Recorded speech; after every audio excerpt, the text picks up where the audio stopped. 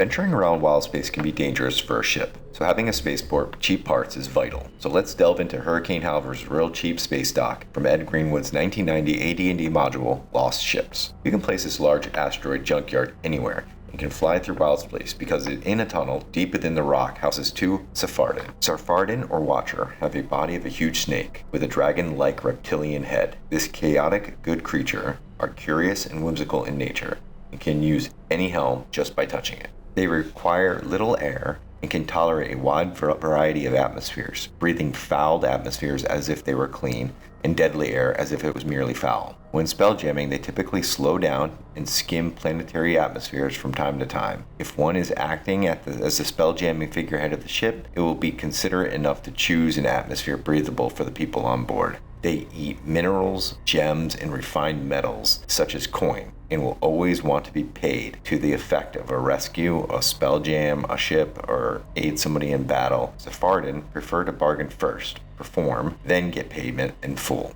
The Sarphardin have a 2-mile telepathy with each other, and others can join in this communication network by exercise of a natural power or by magic, but it occurs on a level where the other telepathy is not usually found and must be magically or mentally searched for. Sarphardin brains are used in spell inks for spells concerned with mental communications, and some whisper that the Arcane work with the Sarphardin to make helms. The Sarphardin are almost always encountered in space as solitary wanderers, watching others. Watching Sarphardin will do nothing except cock their heads, bob and weave, and to see better, and emit a purring noise. They will defend themselves if attacked, but often merely just dodge warning shots or hurled objects and drift a little closer and watch with renewed interest. Sarphardin are essentially passive. They approach life as an entertainment, and each Sarphardin is determined to see the best ongoing show it can. Space battles, large-scale disasters often attract a crowd of calmly watching floating Sarphardin. Sarphardin never fight others of their kind.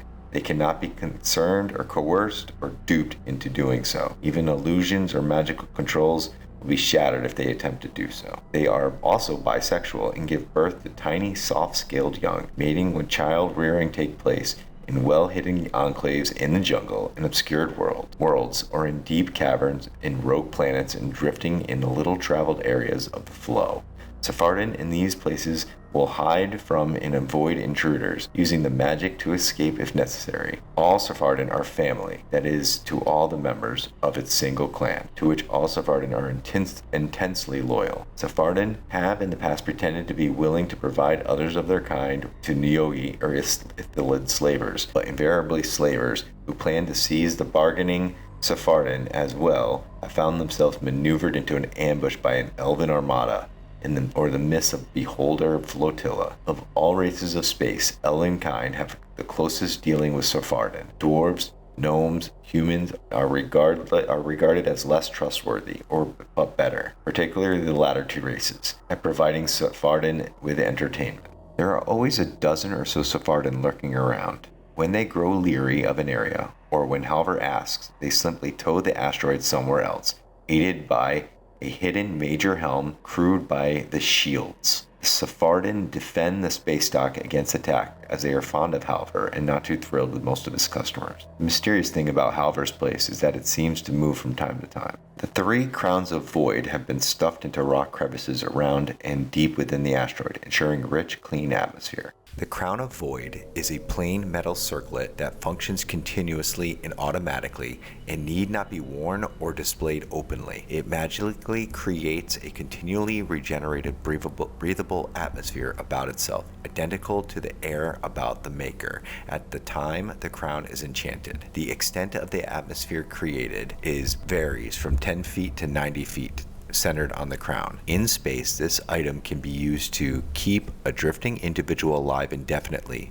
or to continuously renew an atmosphere of a ship. The air created by the crown will drive out foul or poisonous gas in the area of effect for 1 or 2 rounds. Note that the ships using such crowns can be tinier and far more overcrowded than the ships retaining the atmosphere by normal gravitational means. The size of a crown's air envelope is mentally controlled by the being wearing the crown, who must be sane, conscious, and not engaged in spellcasting to change it. The air envelope cannot be turned off or extend beyond the 90-foot radius. The atmosphere of a crown of void cannot be stolen by a larger body in space. If the crown is destroyed, the atmosphere is destroyed instantly. If an operating crown of the void is placed in an operating furnace and used to power a ship, it ceases to function instantly.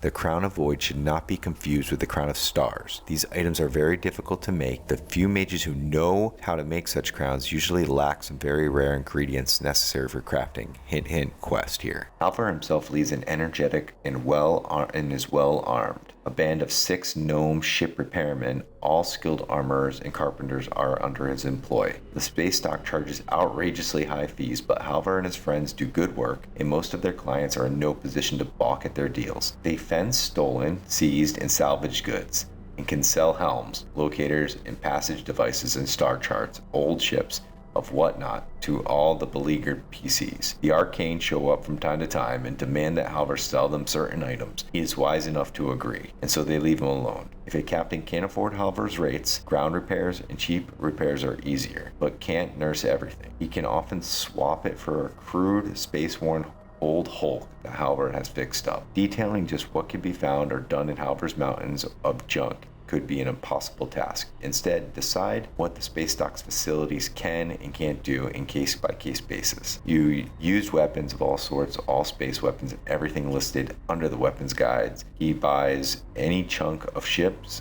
or complete hulks towed to him, no questions asked, for half of the list price. Halvor's nickname is a joke. He works very slowly, though for triple pay. He works like lightning, and he once plated a Drummond in a day. Halvor protects his establishment with shields, a hired adventuring band. They consist of flesh golem, 2 heavily armored, very visible 9th to 10th level fighters, and 6 quiet half-elf thieves who sneak about and strike when not expected. Halvor's wife is a 7th level human cleric. The only thing in short supply on the Spacedock is food, and Halvor's band have enough for themselves and provide at a very high price emergency rations for space voyages. But they have little to spare, unless you like mushroom, that is. 2 of the gnomes farm mushrooms on the walls of the interior passage of the caverns, except the Washer's nursery. PCs can often encounter the Spacedock again and again until Halvor becomes an old and mistrusted friend. He never takes credit. So why run Halvor Spacedock? Having a set piece that you can plug into any setting is a valuable asset to have. Plus, spelljamming is expensive, and a cheap alternative is a must. So if you're in need of a floating junkyard on an asteroid pulled by intelligent snake dragons, I hope you give Halvor Spacedock a shot. Please give a like and subscribe if you want to hear more of these things. Thank you.